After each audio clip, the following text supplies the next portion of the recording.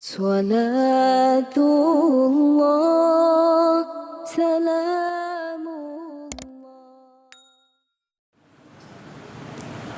Bismillahirrahmanirrahim. Assalamualaikum warahmatullahi wabarakatuh.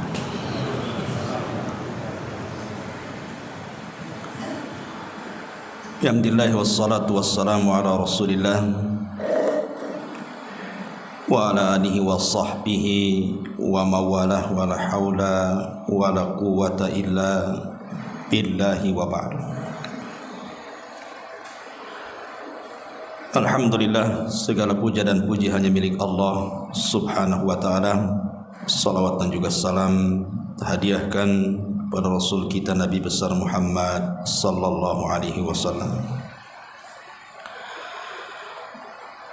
Kita masih membahas kitab Syarhus Sunnah li Imami Ahli Sunnati wal Jamaah Al-Imam Al-Barbahari rahimahullahu ta'ala. Dan kita kemarin masih membahas perkataan beliau, qala al-muallif rahimahullahu ta'ala, wal imanu bi anna at-taubata fardun 'ala al-ibadi an yatubu ila Allah azza wa jalla min kabiril ma'asi wa saghiriha. Dan di antara keyakinan ahli sunnah wal jamaah adalah mengimani bahwa taubat itu sebuah kewajiban atas hamba-hamba Allah untuk mereka kembali bertobat kepada Allah subhanahu wa ta'ala, baik dari besarnya maksiat ataupun kecilnya. Tentunya ma'asyiral muslimin yang dimuliakan Allah azza wa jalla, di sini ada isyarat dari beliau, bantahan kepada firqah Khawarij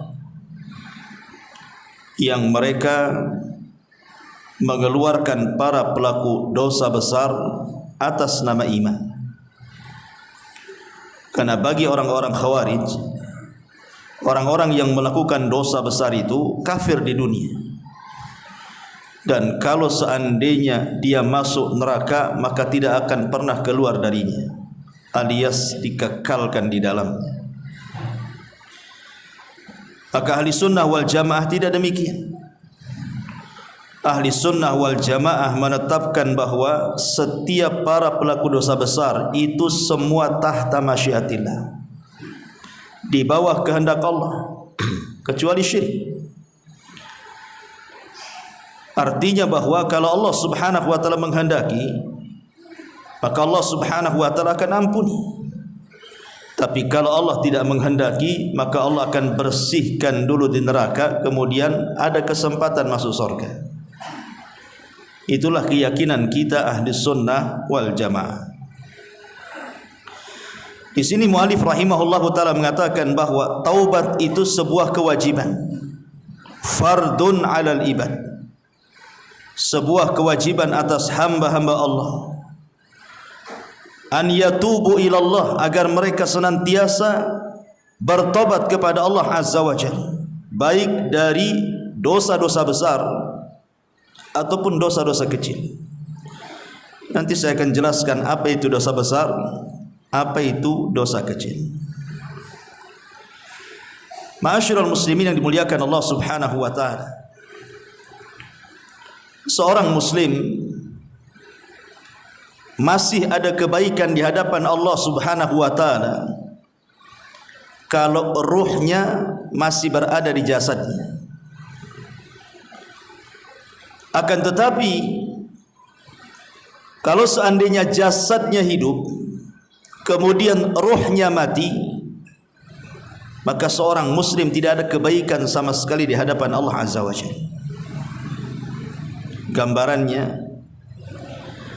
kalau seandainya antum malam-malam tertidur, tidak sholat maghrib, tidak sholat isya, tidak berdoa, langsung tidur, kemudian bangun keesokan harinya pun tidak sholat subuh, langsung beraktivitas, langsung kerja, dan tidak ada penyesalan dalam hatinya kalau dia itu sudah meninggalkan kewajiban Allah Azza wa Jalla, seolah-olah sudah aktivitas biasa saja sehari-hari seperti itu. Ketahuilah bahwa kita tidak sedang baik-baik saja. Walaupun jasad kita hidup, ketahuilah bahwa ruh yang seperti itu ruhnya mati, karena tidak ada penyesalan sama sekali. Tapi kalau seandainya seseorang itu walaupun mungkin dia meninggalkan kewajiban Allah Azza wa Jalla karena belum ada hidayah menyapanya, tetapi kemudian dia tertidur, kemudian dia terbangun dan hatinya masih memikirkan kenapa dia tidak salat, kenapa dia tidak melaksanakan kewajiban Allah, kenapa dia seperti ini dan seperti itu, dia celah hatinya, dia celah ruh dan jiwanya, maka orang ini ada alamat kebaikan. Artinya ruhnya mulai hidup dia. Itulah yang disebut dengan nafsul lawamah, artinya jiwa yang selalu mencela dirinya, kenapa dia tidak melakukan hal-hal yang diperintahkan Allah dan Rasulnya. Yang ingin saya katakan, ma'asyiral muslimin yang dimuliakan Allah Azza wa Jalla, bahwa di antara alamat ataupun syarat orang itu bertobat adalah adanya penyesalan. Bukan hanya sekedar dia meninggalkan maksiat, berjanji untuk tidak mengulang kembali, tapi dalam hatinya itu ada penyesalan. Menyesal dia. Kenapa dia melakukan dosa?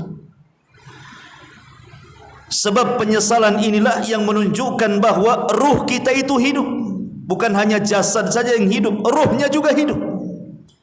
Dan itu alamat kebaikan. Kalau jasad kita hidup, ruh kita hidup, berarti kita di atas kebaikan. Karena betapa banyak di zaman sekarang ini orang enggak peduli kan dengan kewajiban Allah itu. Meninggalkan sholat biasa saja. Sholat tidak ada dosa bagi dia. Sudah meninggalkan sholat digabungkan dengan maksiat-maksiat yang lainnya, tenang-tenang saja dia.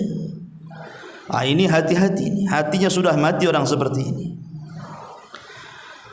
Di dalam hadis Nabi sallallahu alaihi wasallam, dalam hadis qudsi, Allah Subhanahu wa taala berfirman, "Ana inda dhanni 'abdi bi wa ana ma'ahu hina yadhkuruni. Fa in dzakkarani fi nafsihi dzakartuhu fi nafsi. Wa in dzakkarani fi mala'in dzakartuhu fi mala'in khairum minhu. In taqarraba ilayya shibran taqarrabtu minhu dhira'an. Wa in taqarraba minni dhira'an taqarrabtu minhu ba'an. Wa in atani yamshi ataituhu harwalatan. Hadza minar rabb." Ma'asyiral muslimin yang dimuliakan Allah Subhanahu wa taala, Allah Subhanahu wa taala berfirman dalam hadis qudsi, "Sesungguhnya aku ini bersama prasangka hambaku." Jadi Allah itu mengikuti prasangka kita. Kalau kita berhusnudzon kepada Allah, maka Allah pun akan berbuat baik kepada kita. Tapi kalau kita suudzon kepada Allah, Allah pun sama. Karena Allah itu mengikuti prasangka kita. Kemudian Allah mengatakan, "Dan aku akan bersama dia selama dia senantiasa mengingatku," kata Allah. Kalau seandainya dia mengingatku dalam dirinya, aku pun sama mengingatkan dirinya dalam diriku. Jika dia mengingatku di tengah-tengah, hampirinya dengan berlari. Begitulah muamalah Allah Subhanahu wa taala dengan kita. Hadis ini ikhwan menunjukkan bahwa kasih sayang Allah Subhanahu wa taala kepada kita itu jauh lebih besar dibandingkan kasih sayang kita kepada kita sendiri. Hatta orang tua kepada kita, kasih sayang Allah itu jauh lebih besar dibandingkan kasih sayang kita kepada diri kita dan orang tua kita kepada kita.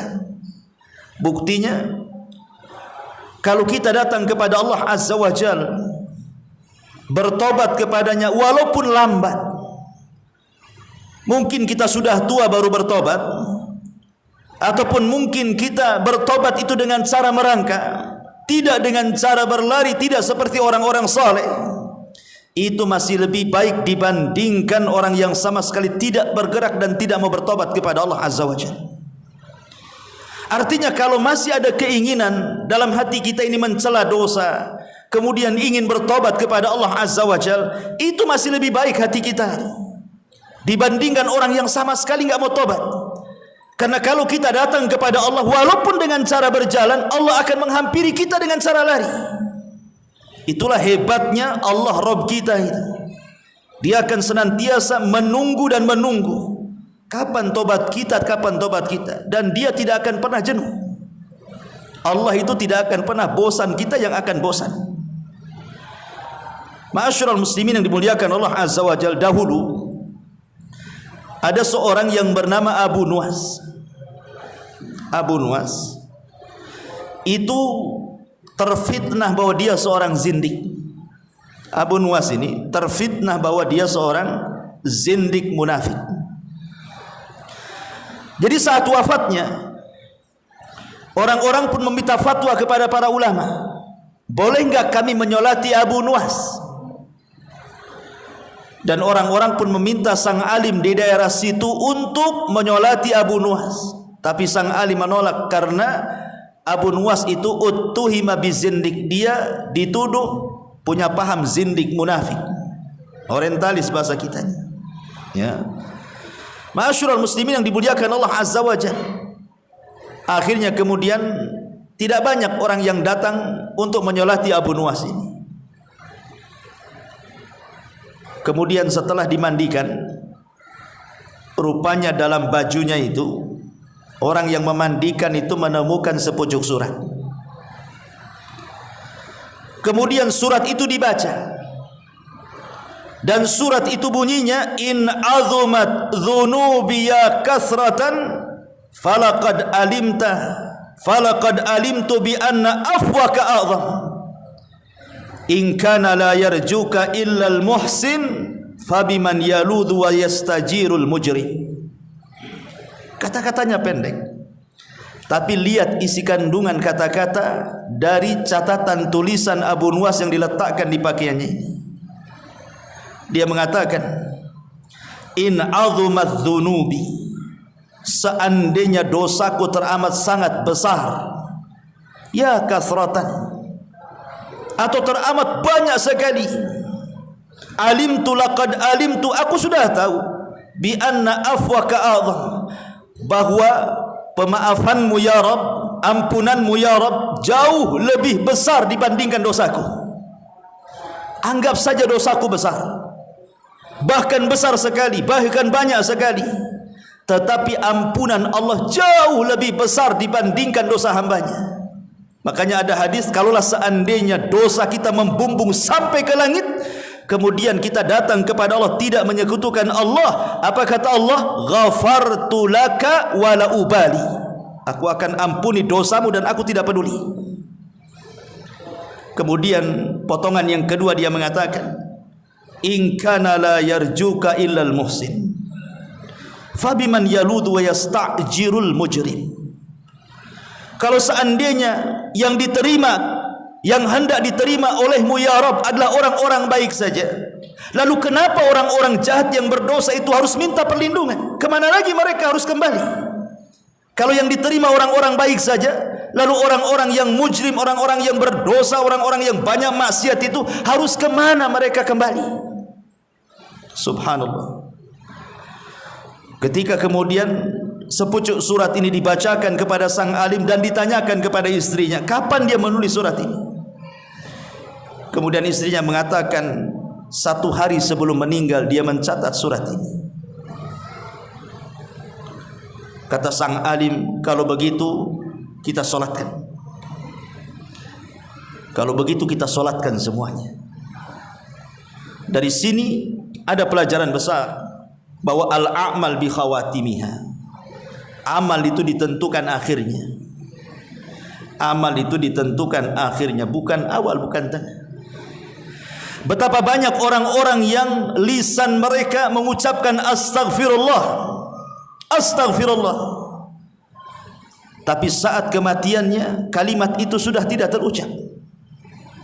Tapi betapa banyak orang-orang yang tidak mengucapkan astaghfirullah, tapi saat kematiannya dia pula mengucapkan astaghfirullah. Maksudnya apa? Ada sebagian manusia itu yang mereka berbangga dengan ibadah mereka, karena dia solat malam terus tidak pernah berhenti, baca Quran terus tidak berhenti, zikir kepada Allah. Itu sebuah perkara yang baik. Tetapi kalau menjadi sebuah kesombongan dan kebanggaan bahwa dia itu jauh lebih baik dibandingkan orang lain, itu jauh lebih jahat orang ini kondisinya dibandingkan orang yang tidak pernah solat malam, tidak pernah zikir, tidak pernah baca Quran, tapi dia menangis karena dosa-dosanya. Kalau seandainya ada dua orang, yang satu ahli solat, ahli puasa, ahli zikir, ahli baca Quran, tapi dia yaghtar bi amalihi, sombong dengan amalannya, merasa itu paling hebat, dia merendahkan orang lain. Tapi yang satunya amalannya kurang, tapi dia selalu menangis dari dosa-dosanya, dia ingin kembali kepada Allah Subhanahu wa ta'ala. Maka Allah lebih sayang kepada orang yang menangis dari dosa-dosanya walaupun sedikit amalannya, dibandingkan orang yang rajin ibadah tapi sombong dengan ibadahnya. Karena Allah itu yuhibbut tawwabin wa yuhibbul mutatahhirin. Allah itu suka dengan orang-orang yang tobat. Dari sini tidak boleh seseorang membanggakan dirinya, tetapi merendahkan dirinya jauh lebih baik. Karena itulah seharusnya seorang hamba merasa fakir di hadapan Rabb yang Maha Kaya. Ma'asyiral muslimin yang dimuliakan Allah Subhanahu wa taala. Di sini mu'alif rahimahullahu taala mengisyaratkan tentang pentingnya tobat dari dosa-dosa. Apakah dosa itu kecil ataukah dosa besar? Di dalam sebuah syair yang bagus sekali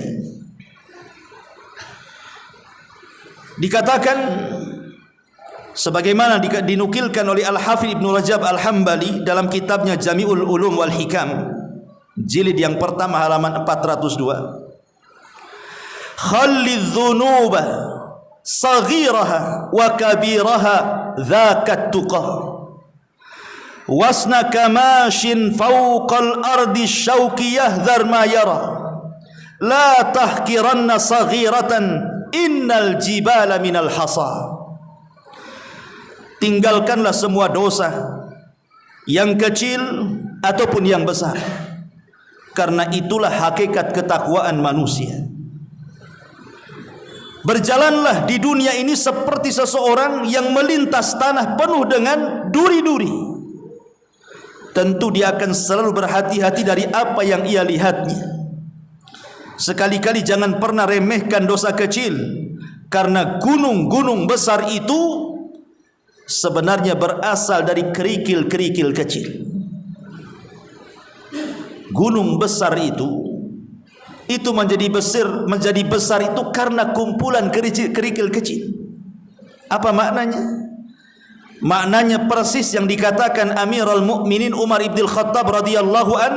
Beliau mengatakan la saghirata ma'al istimrar wala kabirata ma'al istighfar. Tidak ada dosa kecil kalau dikumpul-kumpul ya besar juga, dan tidak ada dosa besar kalau senantiasa digempur dengan istighfar. Artinya bahwa kalau seandainya seseorang itu kemudian memilah-milih ini dosa besar, ini dosa kecil, enggak apa-apa, ini kan masih kecil, belum besar. Yang kecil ini terkadang lebih bahaya dibandingkan yang besar. Saya ulangi, yang kecil ini terkadang lebih bahaya dibandingkan yang besar. Perhatikan hadis Nabi. Kata Nabi SAW, iyyakum wa muhaqqaratiz dzunub. Kata Nabi SAW, hati-hati kalian, jangan sampai meremehkan dosa, mau kecil mau besar. Fa innahunna yajtami'na 'ala ar-rajuli hatta yuhliknahu. Karena jika ia berkumpul pada seseorang, maka boleh jadi dosa-dosa itu akan menghancurkannya. Wa inna Rasulullah sallallahu alaihi wasallam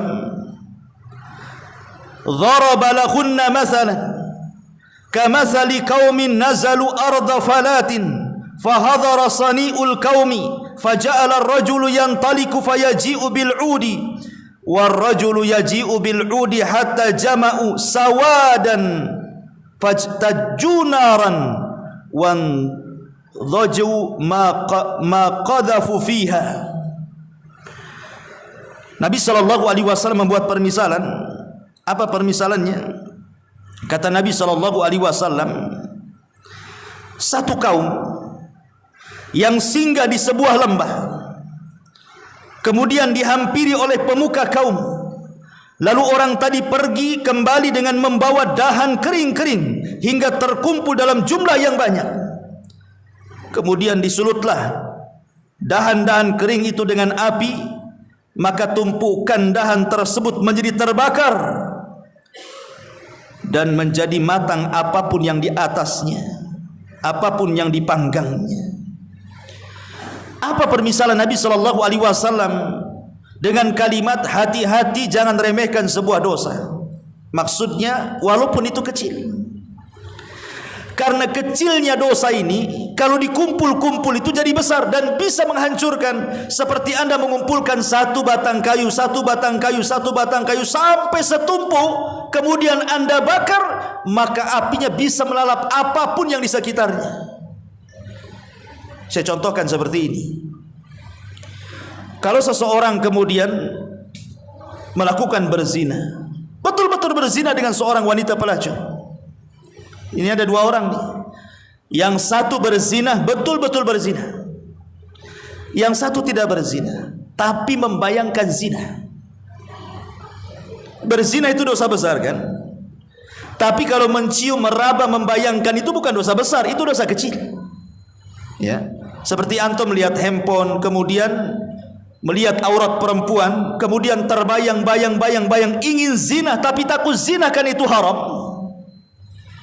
Maka membayangkan zina terus menerus ini jauh lebih bahaya dibandingkan zinahnya itu sendiri. Karena kalau zina setelah zina selesai. Tapi kalau membayangkan zina terus-terusan sehingga hatinya kemudian rindu ingin berzina tapi tidak mau berzinakan, itu sebuah dosa. Lama-lama kemudian hatinya diperbudak dengan keinginan zina tapi tidak bisa zina.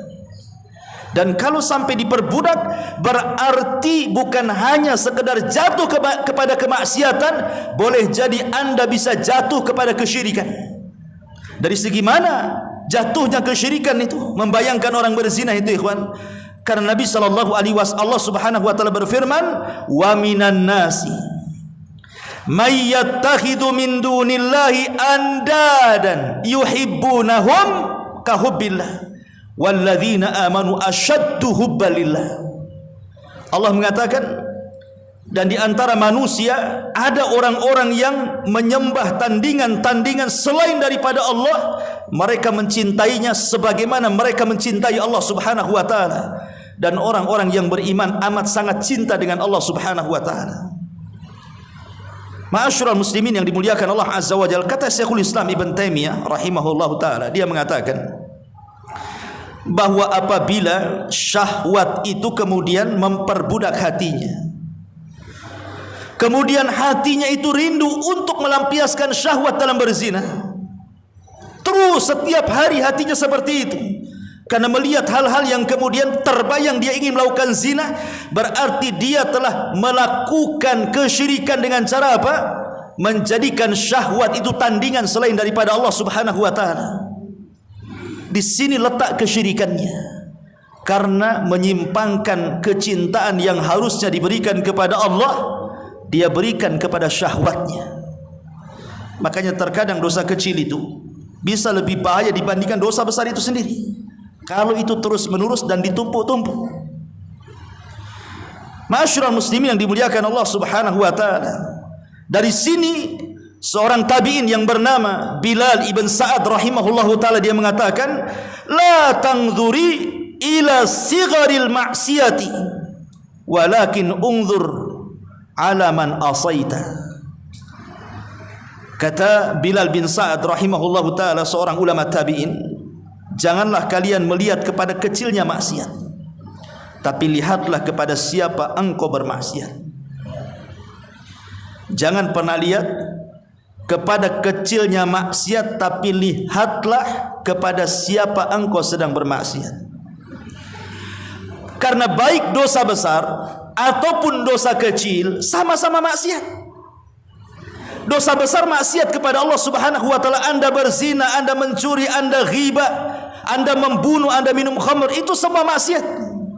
Sebagaimana kita melihat hal-hal yang diharamkan, memandang aurat, meraba perempuan yang bukan mahram dan begitu seterusnya, itu juga maksiat. Jadi dosa besar maksiat, dosa kecil juga maksiat, dua-duanya maksiat.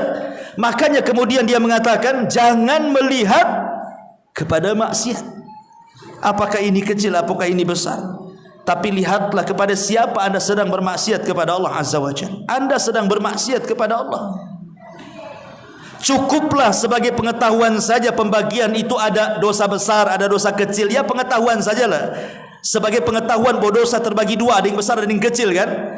Tapi jangan kemudian pembagian ini menjadikan kita terangsang untuk melakukan dosa kecil dan mengatakan, ah ini kan kecil saja belum besar. Jangan sampai seperti itu maksudnya. Karena di sini la tangdur ila sigharil ma'siyati walakin ungdur ila man asaita.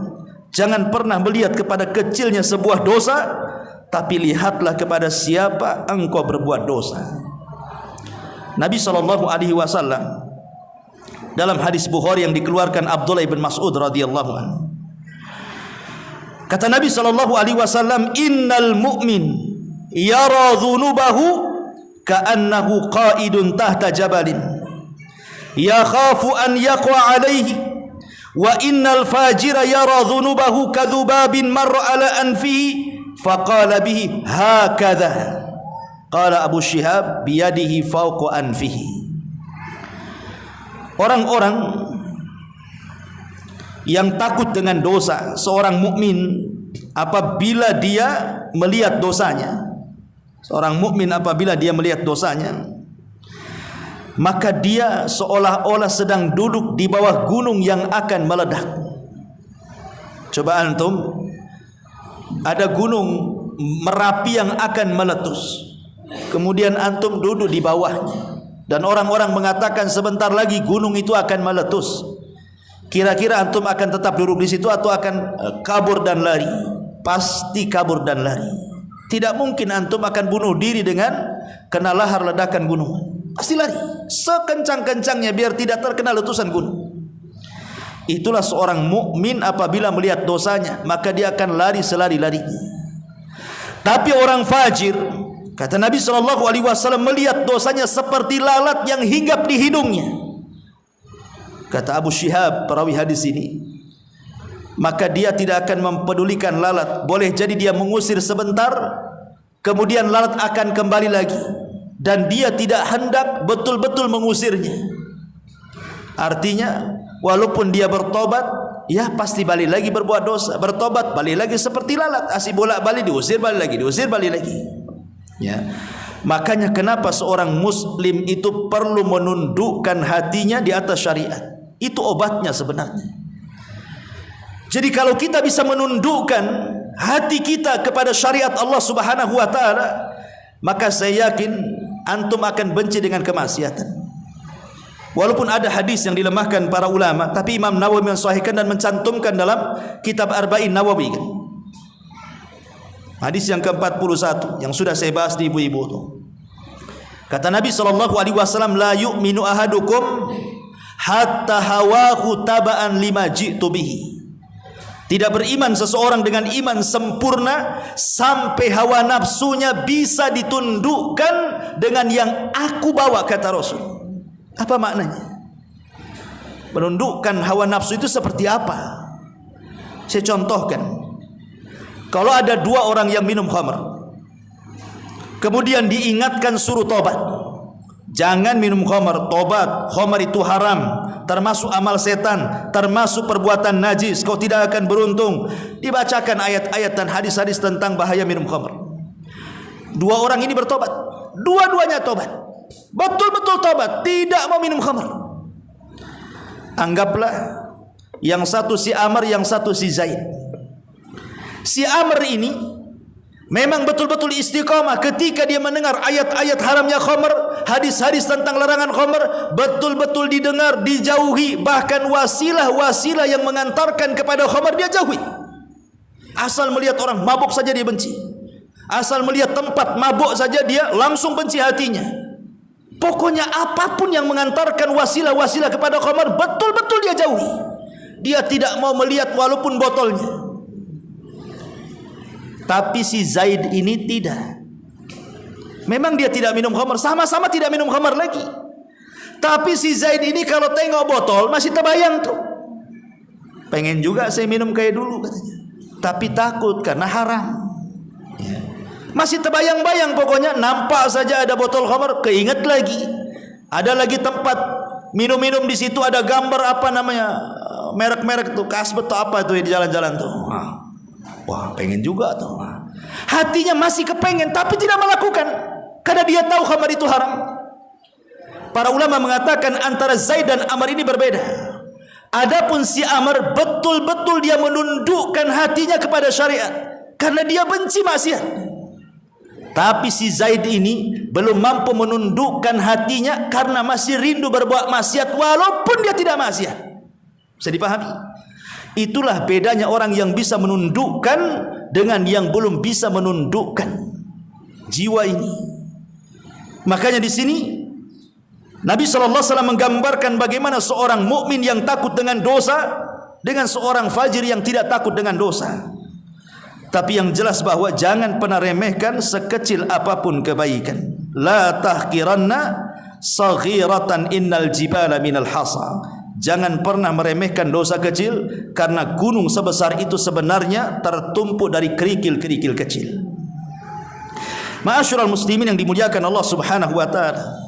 Kemudian muallif rahimahullah taala mengingatkan di sini, kata muallif, an yatubu ilallah min kabiril ma'asi wa saghiriha. Hendaklah seseorang itu bertobat kepada Allah Subhanahu wa taala dari dosa-dosa besar ataupun dosa kecil. Apa itu dosa besar? Para ulama ketika mendefinisikan dosa besar, kita ambil pendapat yang dikuatkan Imam Ahmad, Al-Imam Al-Qurtubi dan Al-Imam Ibn Taimiyah, serta yang dikuatkan Imam Zahabi rahimahullahu ta'ala tentang definisi apa itu dosa besar. Mereka mengatakan sebagaimana dinyatakan Hasan Al-Basri, annal kabair, bahwa dosa-dosa besar adalah kullu dzambin, setiap dosa, khatamahullahu ta'ala binarin au ghadabin au la'natin au adzabin. Setiap dosa yang Allah tutup dengan ancaman neraka, dengan adanya kemurkaan Allah, dengan adanya laknat Allah, dengan adanya azab Allah, maka itulah dosa besar.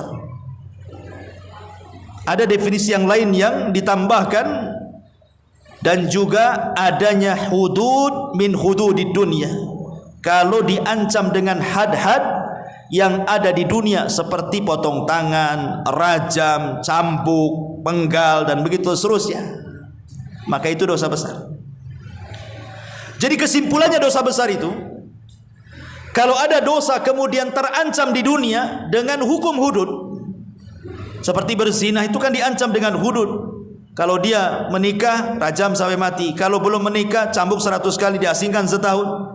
Kalau dia minum khamar, dicambuk 40 kali di zaman Rasul, di zaman Umar 80 kali. Kalau dia mencuri, potong tangan dan begitu seterusnya. Maka setiap dosa yang diancam dengan had, hudud di dunia, maka ketahuilah itu dosa besar. Atau di akhirat dia diancam dengan adanya neraka, dengan adanya kemurkaan Allah, dengan adanya laknat dari Allah, dengan adanya azab. Pokoknya terancam dengan perkara-perkara seperti ini, ketahuilah itu adalah dosa besar. Seperti Allah mengatakan, Innal ladzina ya'kuluna amwalal yatama zulman innama ya'kuluna fi butunihim nara. Siapapun yang memakan harta anak yatim itu sama dengan memakan di perutnya api neraka. Berarti diancam dengan neraka.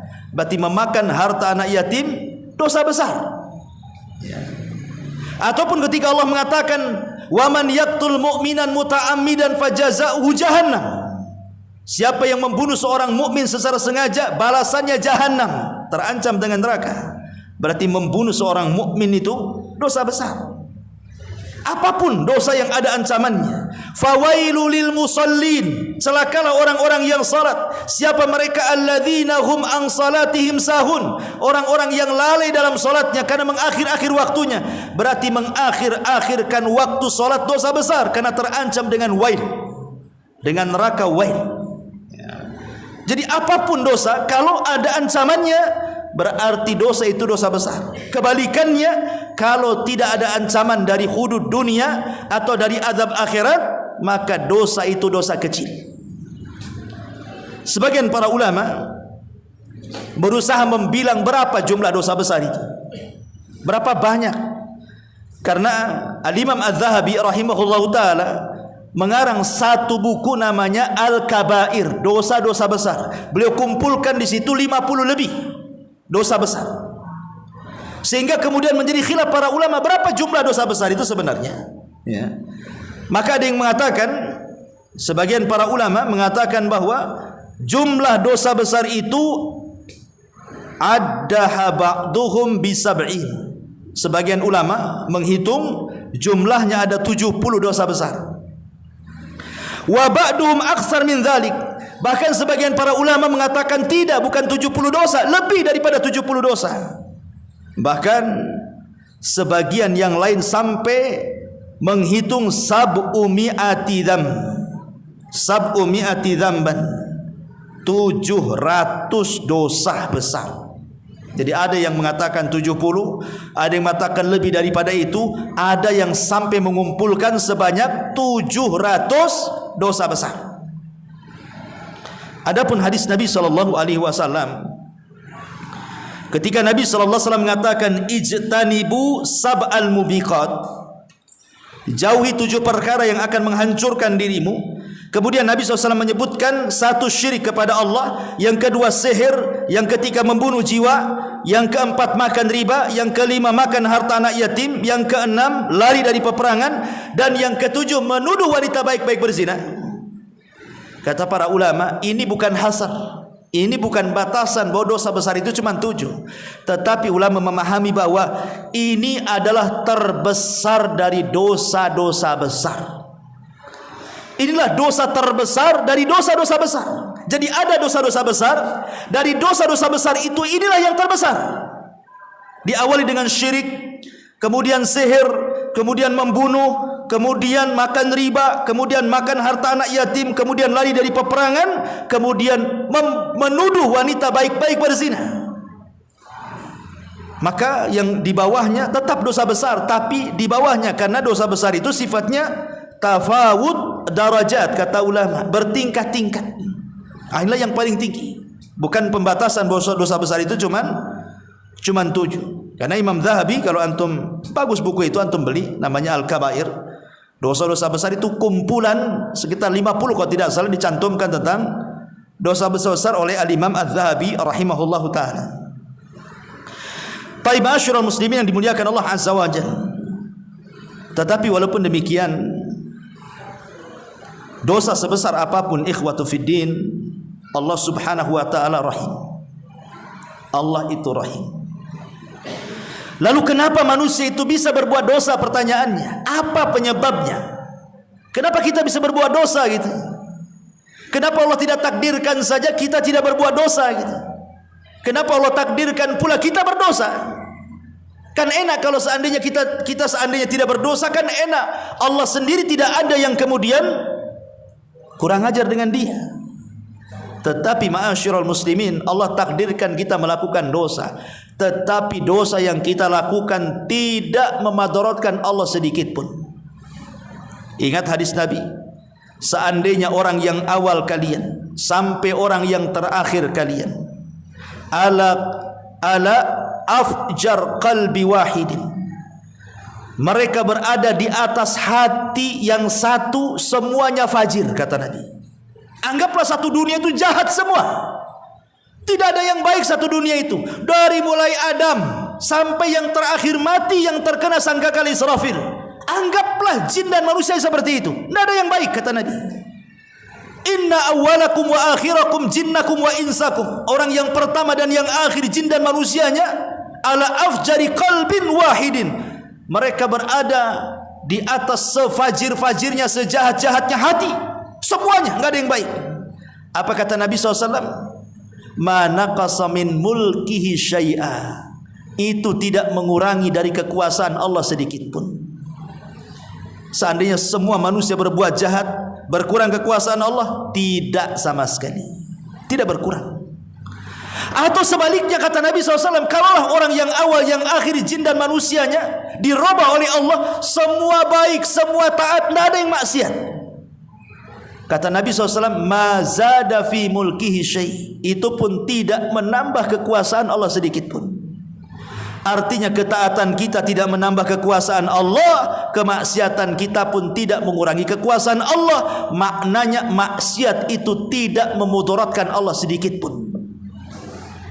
Karena kita yang berhajat kepada Allah Azza wa Jalla. Lalu kenapa Allah takdirkan kita ini berbuat dosa, ikhwan? Pasti kita berbuat dosa. Kalau Allah Subhanahu wa taala kelak membangkitkan semua manusia di padang mahsyar, kemudian menghadap kepada Allah, demi Allah tidak ada satupun manusia yang menghadap bersih dari dosa. Semua manusia pasti bawa dosa.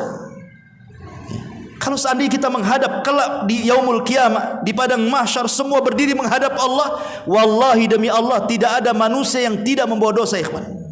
Semua manusia itu membawa dosa, baik banyak ataupun sedikit. Karena Allah sudah mentakdirkan manusia itu berbuat dosa. Kata Nabi SAW, kataba libni Adam. Allah sudah mencatat, artinya mentakdirkan, menjadi qada dan qadar Allah Subhanahu wa taala bagi seorang hamba akan senantiasa melakukan perbuatan zina.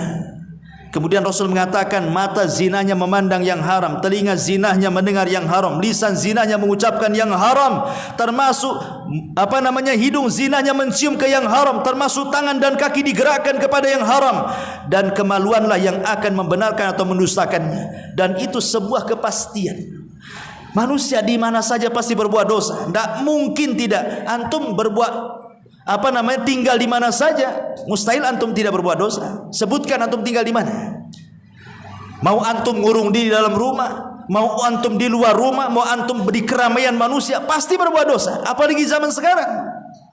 Tetapi walaupun Allah Subhanahu wa taala mentakdirkan manusia harus berbuat dosa, bahkan bapak kita Adam alaihi salam juga berbuat dosa, tapi Allah itu rahim. Allah itu rahim. Tetap seberapa banyak pun dosa kita, Allah pasti ampuni.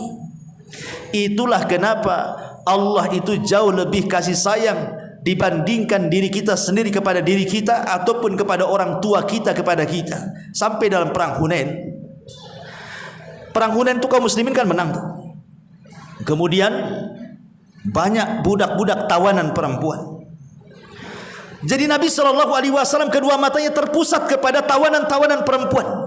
Karena ada satu tawanan perempuan itu, tiba-tiba dia menangis, histeris, mencari-cari bayinya. Setiap ketemu bayi yang digendong wanita orang lain, diambilnya.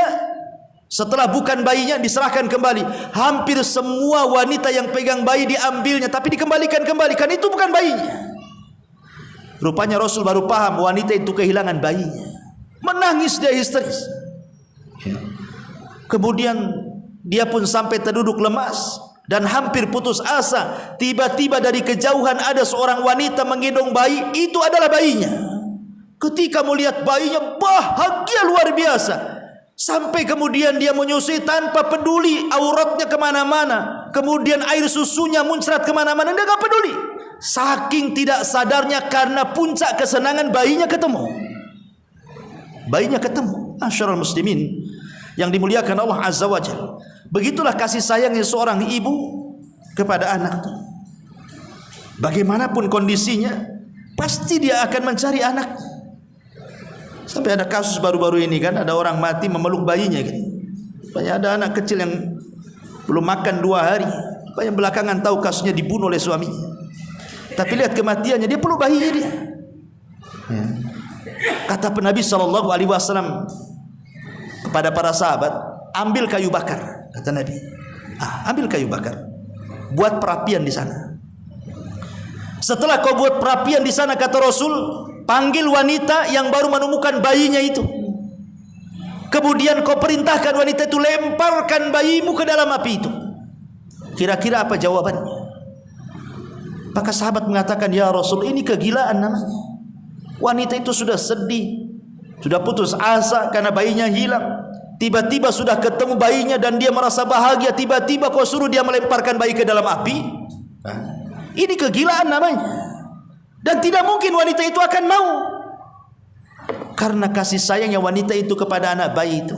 Kata Nabi SAW, di sini syahidnya, Allah lebih sayang dengan hambanya dibandingkan wanita itu dengan bayinya. Itu syahidnya.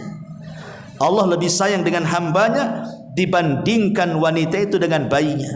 Makanya Sufyan Ats-Tsauri rahimahullahu ta'ala sampai mengatakan, kalau seandainya pada hari kiamat ada 2 yang akan menghisab diriku, 1 ummi ibuku dan 1 Tuhanku Allah subhanahu wa ta'ala, aku jauh lebih memilih Tuhanku dibandingkan ibuku. Walaupun tahu ibuku sayang denganku, tapi Allah jauh lebih sayang kepadaku dibandingkan ibuku kepadaku. Padahal mustahil seorang ibu, apalagi antum anak yang baik, ketika kemudian menghisab antum, pasti antum langsung dimasukkan ke surga lah. Nah, mungkin dimasukkan ke neraka kan? Gak akan hitung-hitungan seorang ibu dengan kita itu. Tapi Al-Imam Sufyan Ats-Tsauri ini mengatakan, tetap aku memilih dihisab oleh Tuhanku dibandingkan oleh ibuku, katanya. Karena aku tahu kasih sayang ibuku jauh lebih besar, kasih sayang Tuhanku jauh lebih besar dibandingkan ibuku. Dari sini Allah katakan, la taqnatu min rahmatillah, innallaha yaghfiru dzunuba jami'a. Jangan putus asa dari rahmat Allah, karena Allah itu mengampuni semua dosa. Sudah isya ya? Belum, berapa menit lagi? 3 menit lagi. Baik. Ma'asyiral muslimin yang dimuliakan Allah Azza wa Jalla, lalu bagaimana cara taubat itu? Dan apa taubatan nasuha itu? Kita sering mendengar istilah taubatan nasuha, taubatan nasuha. Apa yang dimaksud taubatan nasuha itu? Ketika Allah Subhanahu wa taala berfirman dalam surah At-Tahrim ayat 8, Allah mengatakan, ya ayyuhalladzina amanu tubu ilallahi taubatan nasuha asa rabbukum an yukaffira ankum sayyi'atikum wa yudkhilakum jannatin tajri min tahtihal anhar yauma la yukhzillahu an-nabiyya walladzina amanu ma'ah nuruhum yas'a baina aydihim wa bi aymanihim yaquluna rabbana atmim lana nurana waghfir lana innaka ala kulli syai'in qadir. Wahai orang-orang yang beriman, bertobatlah kalian dengan taubatan nasuha. Di sini ada kalimat taubatan nasuha. Apa yang dimaksud taubatan nasuha? Berkata Imam Al-Quradi rahimahullahu taala, setelah beliau menyebutkan beberapa pendapat para ulama, beliau mengatakan, yajma'uha arba'atu asya. Disebut taubatan nasuha kalau terkumpul 4 perkara. Yang pertama, al-istighfaru bil lisan. Istighfar dengan lisannya, astagfirullah, astagfirullah, astagfirullah. Yang kedua, al-iqla'u bil abdan. Betul-betul badan kita menjauhi dosa yang kita lakukan. Kemudian yang ketiga, idmaru tarkil audi bil jinan. Perasaan dalam hati betul-betul berazam ingin menjauhi, tidak mungkin kembali lagi kepada dosa yang sudah dikerjakannya.